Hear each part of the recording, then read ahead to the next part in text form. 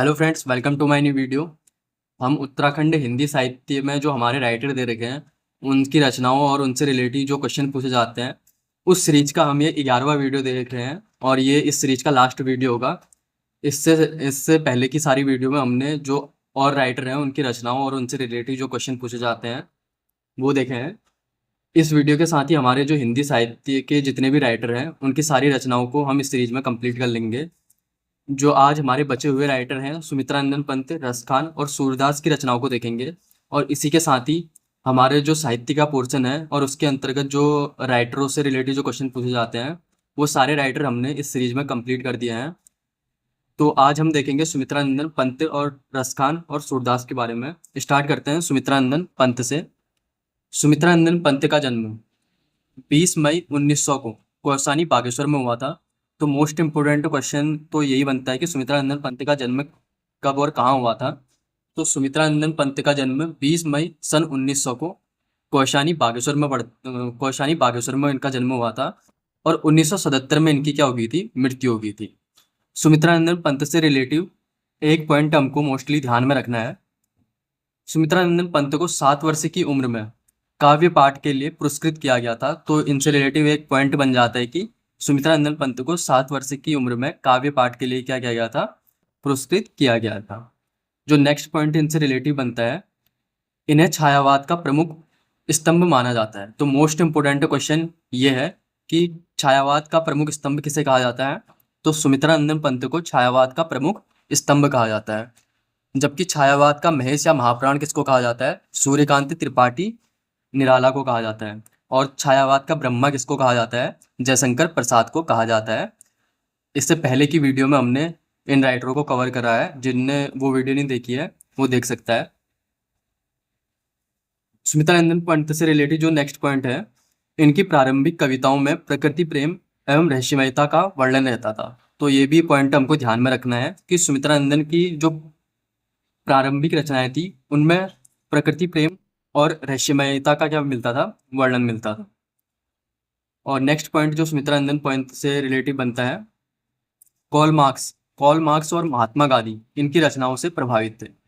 तो क्वेश्चन बन सकता है कि महात्मा गांधी किनकी रचनाओं से प्रभावित थे। तो सुमित्रा नंदन पंत की रचनाओं से महात्मा गांधी प्रभावित थे। अब सुमित्रा नंदन पंत को जो प्राप्त पुरस्कार हैं उनसे रिलेटेड जो क्वेश्चन बनते हैं वो देख लेते हैं। सबसे पहले हम ध्यान में रखेंगे एक ईयर 1960। 1960 में कला और बूढ़ा चाँद होना चाहिए था, ये पूरा नहीं लिखा हुआ है।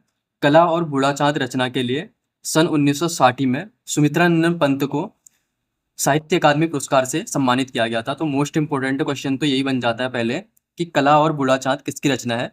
तो ये सुमित्रा नंदन पंत जी की रचना है, जिसके लिए 1960 में इनको साहित्य अकादमी पुरस्कार से सम्मानित किया गया था। फिर उसके बाद जो ईयर हमको ध्यान में रखना है वो है 1961। 1961 में सुमित्रा नंदन पंत को पद्म भूषण सम्मान से सम्मानित किया गया था। फिर उसके बाद सुमित्रा नंदन पंत से रिलेटेड जो हमको एक मोस्ट इंपोर्टेंट ईयर याद रखना है वो है 1968। 1968 में चिदम्बरा संग्रह के लिए इनको ज्ञानपीठ पुरस्कार से क्या किया गया था, सम्मानित किया गया था। तो मोस्ट इंपोर्टेंट क्वेश्चन बनता है कि चिदम्बरा संग्रह किसकी रचना है या चिदम्बरा किसकी रचना है। तो ये सुमित्रा नंदन पंत की रचना है। और 1968 में इनको चिदम्बरा संग्रह के लिए क्या दिया गया था, ज्ञानपीठ पुरस्कार से सम्मानित किया गया था। हिंदी साहित्य का प्रथम ज्ञानपीठ पुरस्कार प्राप्त करने वाले भी कौन थे, सुमित्रा नंदन पंत थे, जिन्हें चिदम्बरा संग्रह के लिए 1968 में ज्ञानपीठ पुरस्कार दिया गया था। अब सुमित्रा नंदन पंत की रचनाओं से रिलेटिव जो क्वेश्चन बनते हैं वो देख लेते हैं और इनकी प्रमुख रचनाएं देखेंगे। इनकी रचनाओं में हम सबसे पहले देखेंगे इनके द्वारा लिखे गए महाकाव्य। सुमित्रा नंदन पंत के द्वारा जो प्रसिद्ध जो महाकाव्य हैं, इनके 2 महाकाव्य हैं, सत्यकाम और लोकायतन। तो सत्यकाम और लोकायतन किसके महाकाव्य हैं, तो सुमित्रा नंदन पंत के महाकाव्य है। और ये हमको मोस्ट इंपोर्टेंट याद रखने हैं। और ये क्वेश्चन भी पूछा जा सकता है कि सत्यकाम किसका महाकाव्य है या लोकायतन किसका महाकाव्य है। तो ये सुमित्रा नंदन पंत का क्या है, महाकाव्य है। इनकी अन्य रचनाएं देख लेते हैं। वीणा रचना किसकी है, सुमित्रा नंदन पंत की रचना है। पल्लव रचना भी पंत जी की रचना है। युगवाणी रचना भी किसकी रचना है, पंत जी की रचना है। ग्राम्य रचना भी पंत जी की है। स्वर्णा रचना भी पंत जी की रचना है। लोकायतन, लोकायतन महाकाव्य भी है इनका, और ये रचना भी किसकी है? सुमित्रानंदन पंत जी की रचना है।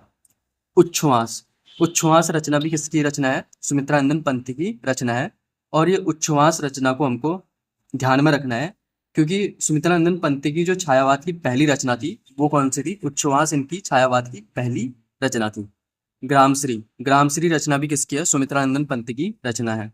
गुंजन, गुंजन रचना भी सुमित्रानंदन पंत की रचना है, और ये भी हमको मोस्टली ध्यान में रखना है, क्योंकि ये छायावाद की सुमित्रानंदन पंत की क्या थी? अंतिम रचना थी गुंजन। अब इनकी जो नेक्स्ट जो रचनाएं हैं वो देख लेते हैं। चितंबरा, चितंबरा तो हमको ध्यान में रखना ही है। 1968 में ज्ञानपीठ पुरस्कार से सम्मानित किया गया था इनको। किस रचना के लिए? चितंबरा रचना के लिए। और ये हिंदी साहित्य में पहली बार क्या दिया, हिंदी में पहली बार क्या दिया गया था? ज्ञानपीठ पुरस्कार दिया गया था चितंबरा रचना के लिए 1968 में। ग्रंथि, ग्रंथि रचना भी किसकी है? सुमित्रानंदन पंत जी की रचना है। पल्लव, पल्लव रचना भी किसकी है? सुमित्रानंदन पंत जी की रचना है। गुंजन, गुंजन रचना भी सुमित्रानंदन पंत जी की रचना है। वीणा, वीणा रचना हम ऊपर भी देख चुके हैं, तो ये रिपीटेड भी हो रखा है। तो वीणा, वीणा रचना किसकी है? ये भी सुमित्रानंदन पंत जी की रचना है। उत्तरा, उत्तरा रचना भी किसकी है? सुमित्रानंदन पंत जी की रचना है। कला और गुणाचार, कला और गुणाचार मोस्ट इंपोर्टेंट ध्यान में रखना है। 1960 में इनको साहित्य अकादमी पुरस्कार से सम्मानित किया गया था सुमित्रानंदन पंत जी को। किस रचना के लिए? कला और बूढ़ाजात के लिए। युगपंत, युगपंत रचना भी किसकी है? सुमित्रानंदन पंत जी की रचना है। युगांत, युगांत रचना भी पंत जी की रचना है। युगवाणी, युगवाणी रचना भी पंत जी की रचना है। ग्राम्य, ग्राम्य रचना भी पंत जी की रचना है। नौका विहार, ये क्वेश्चन पूछा हुआ है, नौका विहार किसकी रचना है? तो नौका विहार किसकी रचना है? सुमित्रानंदन पंत जी की रचना है। ज्योतिष्ना, ज्योतिष्ना रचना किसकी है? सुमित्रानंदन पंत जी की रचना है। रजत शिखर, रजत शिखर रचना भी किसकी है? ये भी सुमित्रानंदन पंत जी की रचना है। शिल्पी, शिल्पी जो रचना है वो भी किसकी रचना है? सुमित्रानंदन पंत जी की। सुमित्रानंदन पंत जी के द्वारा एकमात्र उपन्यास लिखा गया था, और उसका शीर्षक क्या था? हार। तो मोस्ट इंपोर्टेंट क्वेश्चन बनता है कि सुमित्रानंदन पंत जी का एकमात्र उपन्यास कौन सा है? तो हार नामक उपन्यास किसका है? सुमित्रानंदन पंत जी का उपन्यास है। सुमित्रानंदन पंत जी को अन्य नामों से भी जाना जाता था, तो इनके अन्य नाम देख लेते हैं।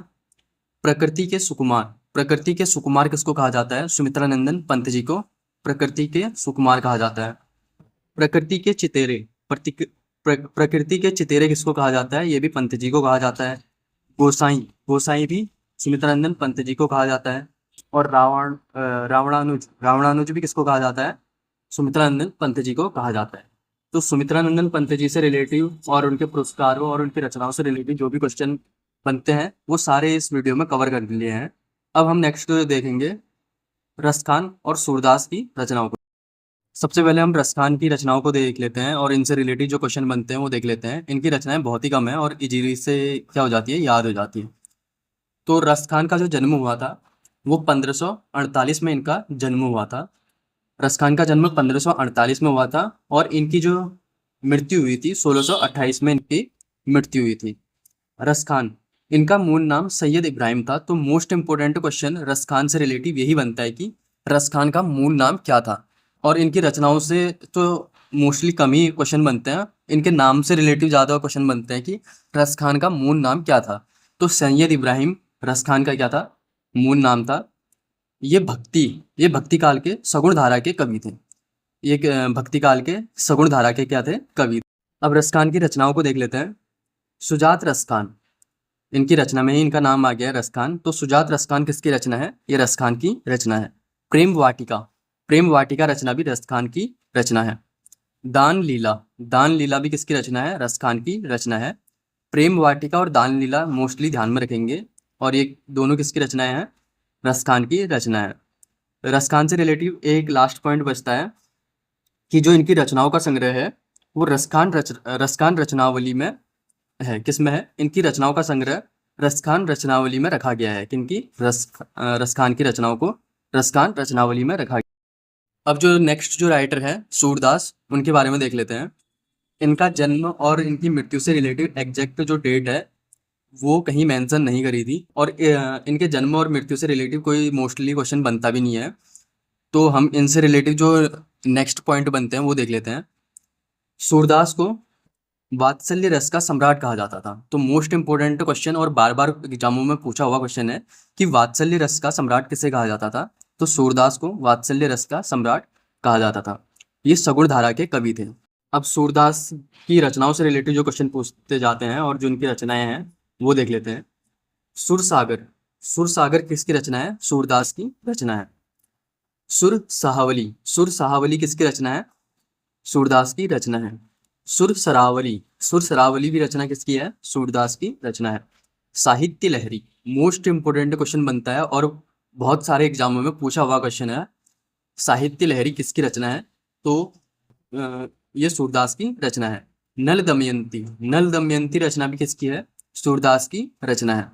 बिहालो, बिहालो रचना भी किसकी है? सूरदास की रचना है। सूरदास से रिलेटिव जो नेक्स्ट पॉइंट बनता है वो है, इन्हें अष्टचाप का जहाज कहा जाता है। मोस्ट इंपोर्टेंट क्वेश्चन बनता है। एक तो वात्सल्य रस का सम्राट किसे कहा जाता है? सूरदास को कहा जाता है। और अष्टचाप का जहाज भी किसको कहा जाता है? सूरदास को कहा जाता है। और एक और पॉइंट इनसे रिलेटिव बनता है, इन्हें वात्सल्य व श्रृंगार का प्रमुख कवि कहा जाता है। तो सूरदास से हमको रचनाओं के साथ साथ हमको 3 मोस्ट इंपोर्टेंट पॉइंट याद रखने हैं। पहला तो इनको वात्सल्य रस का सम्राट कहा जाता है। दूसरा, सूरदास को अष्टचाप का जहाज कहा जाता है। और इन्हें वात्सल्य और श्रृंगार का प्रमुख कवि कहते हैं। और इनकी जो लास्ट और पूछी हुई जो रचना है वो है उधो तुम हो अति बड़भागी। उधो तुम हो अति बड़भागी, ये भी किसकी रचना है? सूरदास की रचना है। तो इस सीरीज में हमने हिंदी साहित्य में जो हमारे राइटर दिए हैं उनकी रचनाओं से रिलेटेड जो भी क्वेश्चन बनते हैं वो सारे हमने इस सीरीज में कंप्लीट कर दिए हैं। और उत्तराखंड में जो भी हमारे राइटरों से रिलेटेड जो भी क्वेश्चन पूछे जाते हैं, इससे बाहर कोई भी क्वेश्चन नहीं आएगा, क्योंकि जो इनकी प्रमुख प्रमुख रचनाएं हैं और इनसे रिलेटिव जो प्रमुख फैक्ट बनते हैं वो सारे इस सीरीज में कंप्लीट कर दिए हैं। तो मिलते हैं अब नेक्स्ट वीडियो में। Thank you.